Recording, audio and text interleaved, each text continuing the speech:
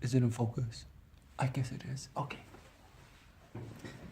Hey guys, and welcome to another video. Today we're gonna be discussing kalemia, hyper and hypokalemia, just in terms of the ECG. And yeah, that's it. It's very important clinically, so, and for the exam, obviously. So let's get to it. Okay, let's start with kalemia, which is potassium. I guess you already know. So the normal range of kalemia, if I could remember well, it was a 3.5 until 5.1 millimole per liter. Okay, maybe all textbooks say it's just 5, but I'm trying to be updated always. So hyperkalemia. Let's start with the first type or first problem, which is, let's take hyperkalemia first. Hyper K, okay? Of course, when we say hyperkalemia, the term emia means that there's increased potassium in the blood, okay? But if you want to discuss it in just pathophysiology alone, okay, not the ECG, then you need to discuss whether the potassium is increased. Let's say this is a cell and this is the blood. It can be increased here in the blood, or just in the blood, or just in the cell, or in both of them. So you need to discuss these three cases, the stores or extracellular. But in this case, when we just say hyperkalemia, we usually refer to that it is increased here and there in both of them, okay, in a clinical sense. So what happens to the rhythm, to the ECG, when there's a hyperkalemia? First of all, let's remember the two action potentials. So the first one for the SA node, and the second one for the AV and the Purkinje fibers and all the others, okay? Blah, blah, blah. So the first one goes something like that, right? So the first phase, there's calcium influx, calcium in, okay? Here. And this is the depolarization of the SA node. The second part, let's make it in black. The second part is potassium out. This one is K out, okay? Potassium efflux. And this one is restored. This is the restoration to the resting potential through the NAK ATPase, okay? All right, now what happens if there is too much potassium? First of all, this part, the blue one, how will it be affected? Will it be easier for calcium to flow into the cell when there's a high potassium and high positivity in the cell? Of course not. So the calcium influx won't be this quick and this strong, but rather something like this. It will be weak and low in amplitude, okay? That sometimes it really barely exists, okay? And then what happens with the repolarization? Usually it just goes like normal speed, right? But when there's a lot of potassium. By the way, when we say also that hyperkalemia, it means there is a lot in the blood. But we know that, let's say the average of here is 4. So if there's 4 potassium in the blood, there is 100 in the cell. So when we say there's a hyperkalemia, let's say it doubles. This one becomes 8. This one becomes 200. So there's always much, much more in the cell than in the blood. Okay? So that's why when we say hyperkalemia, there is more in the blood, but there's much, much more in the cell. So when the repolarization occurs, it will go so strong and so rapid, okay? Because the cell is full of potassium and outside is less of a gradient compared to it. So it goes up really strong, okay? And to a more, like level, let's say usually, I don't know, like 2, 3 goes out. In this one, there will go out like 5 to 10, 20. And then what happens is, so this will be very strong, And then when we want to restore, go back. By the way, this and this, they have the same speed because it only takes 342, 342, 342, okay? 3 by 2, you know? It cannot increase more and it cannot be decreased.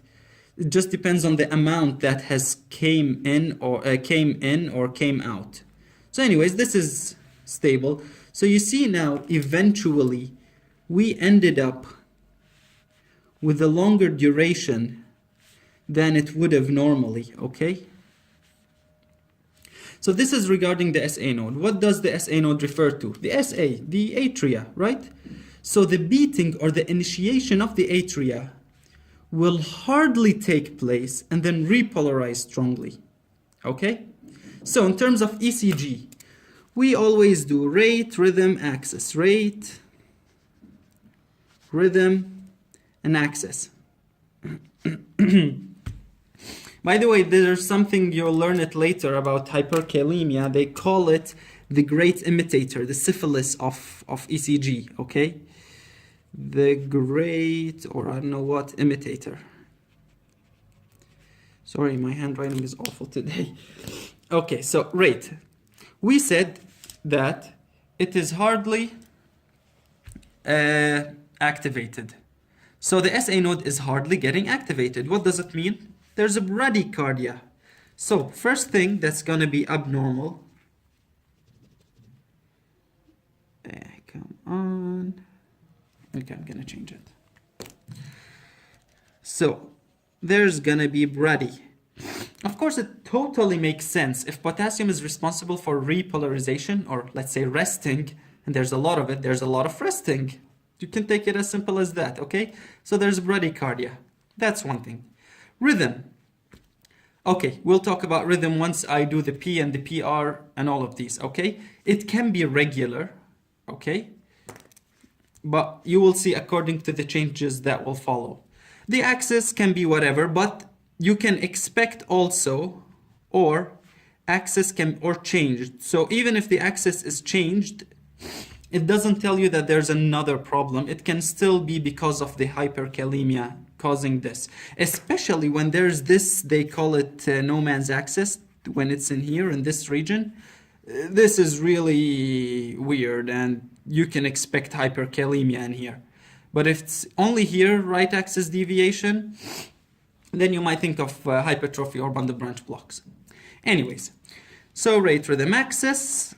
Then we got the P wave. So the P wave is depolarization of the atria. We said it barely depolarizes. So the P wave will be flat. Oh, okay, it's abnormal, so I'll write it in. So the P wave is a flat or even absent, okay? This is very important, depending, of course, on the degree of the hyperkalemia. So this is important, absent. So if you don't have P waves, of course, then the rhythm, you won't say anything about sinus. If it's regular, it's regular. Okay, so P wave is absent. What about PR?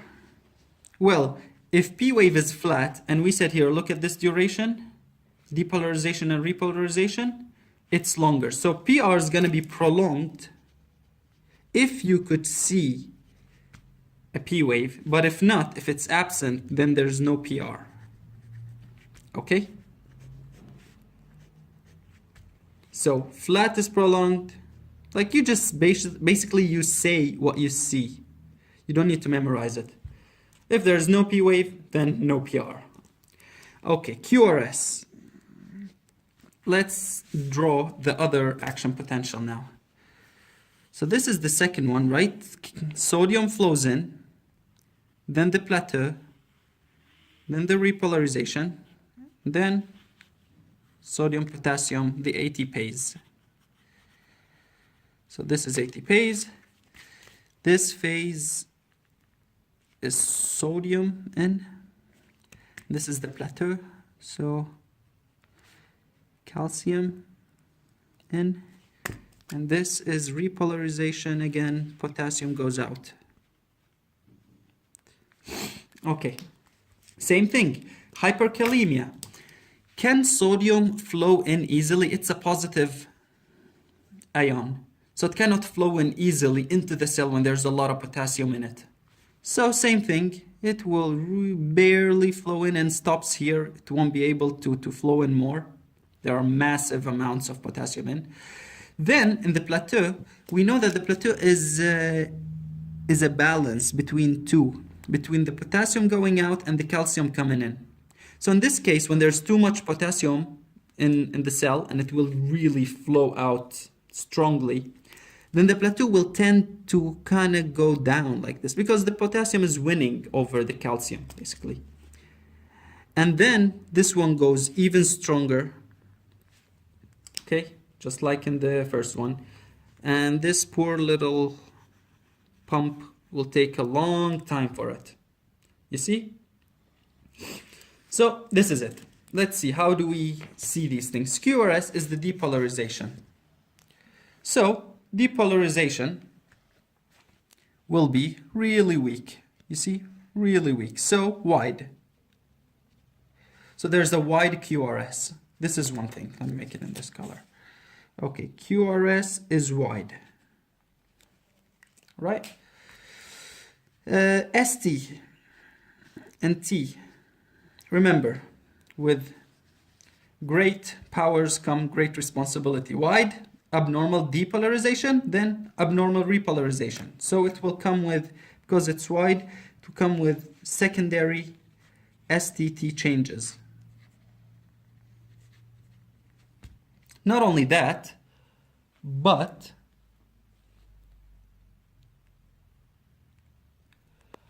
the T wave, this is the T wave, remember? It's the repolarization, and it's very, very strong. So the T wave will be something called hyperacute, or you can call it peaked. Okay, a very, very peaked T wave. Okay? And what about the QT time? Okay, if you have a wide QRS, then the QT time, look at it here.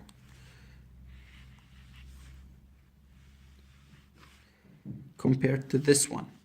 See? It's longer. So QT is longer than if it would stop here. So QT is prolonged.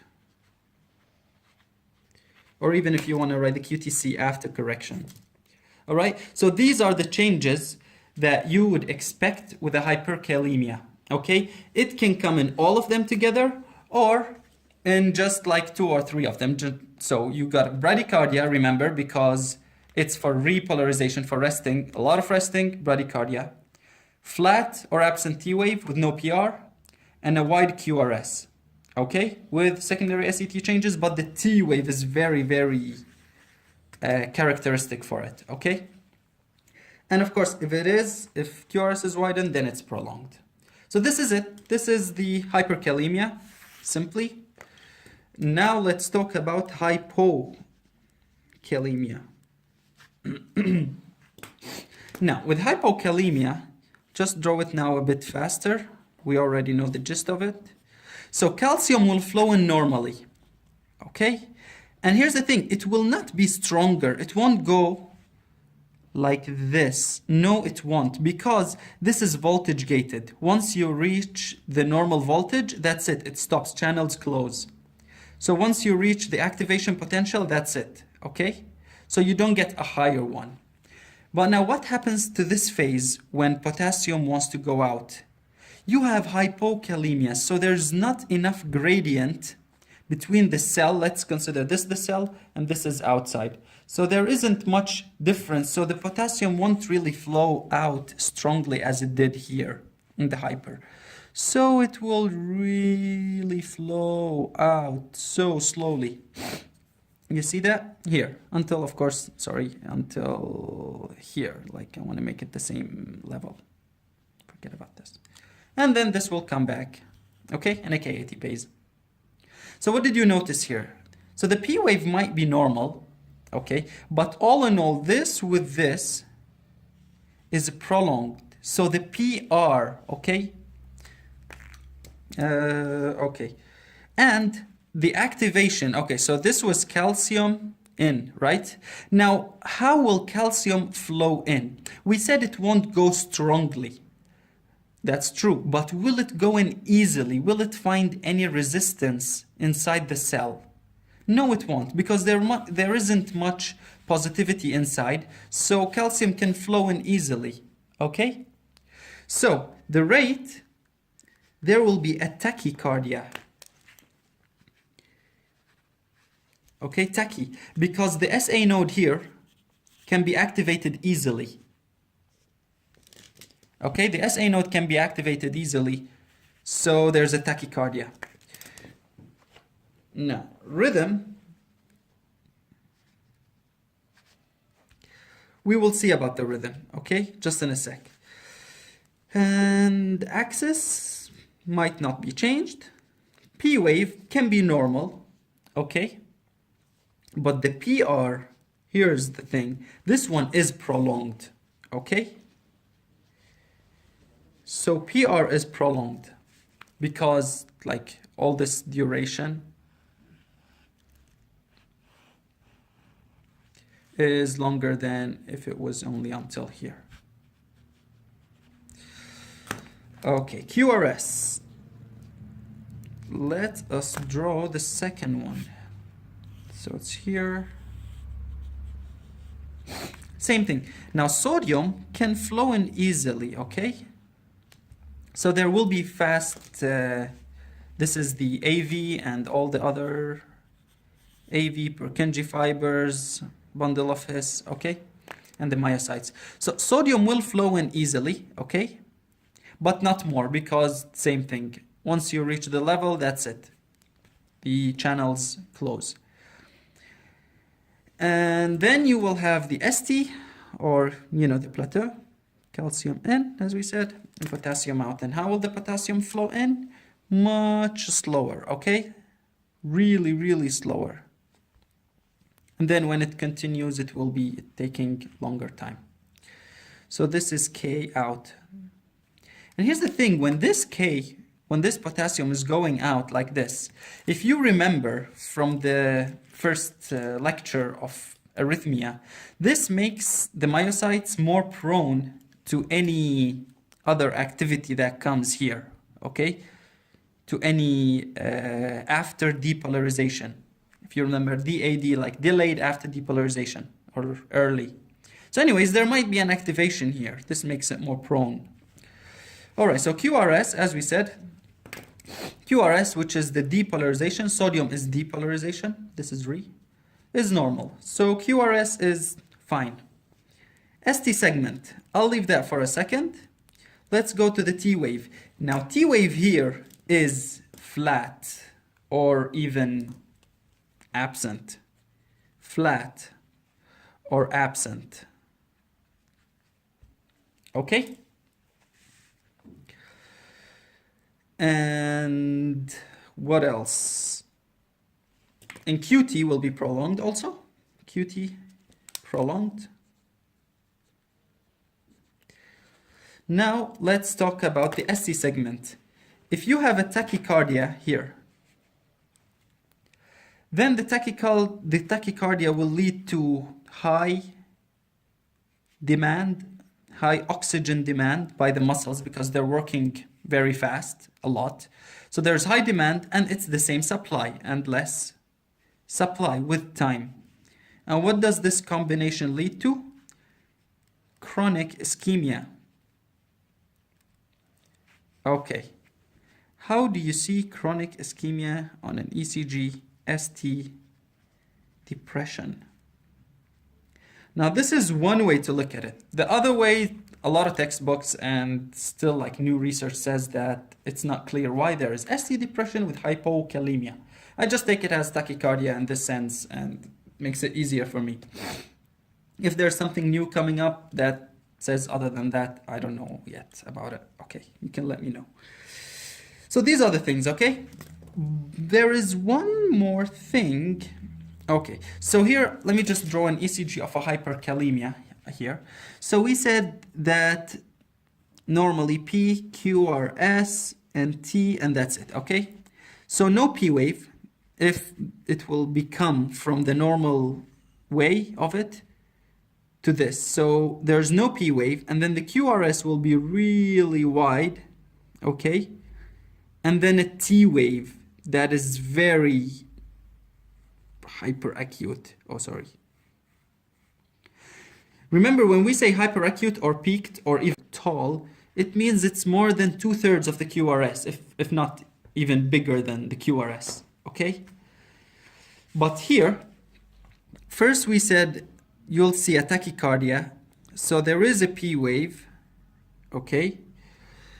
And then there's a QRS that is normal, okay, QRS that's normal, and then the T wave, okay, it might be flat T wave, sometimes, okay, it's inverted, and then a U wave, and that's the U wave.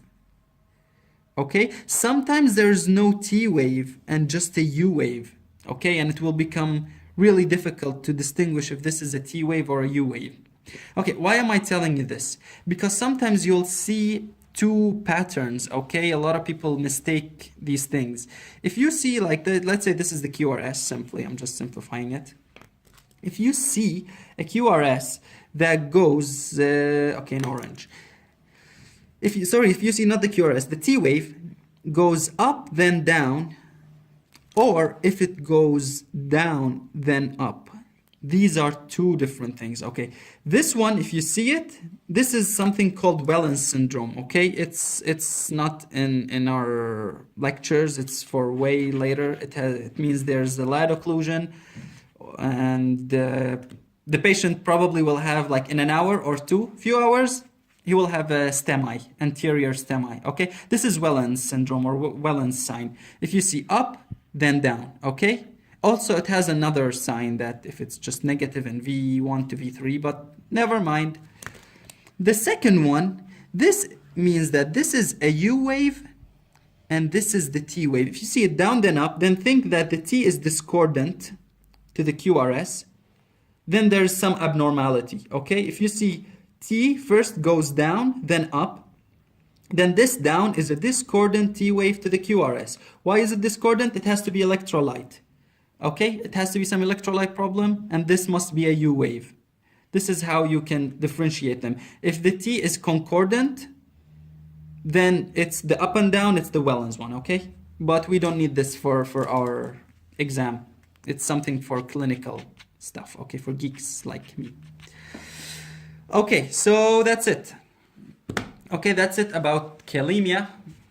And see you in the next part when we talk about calcium. That one's gonna be much shorter.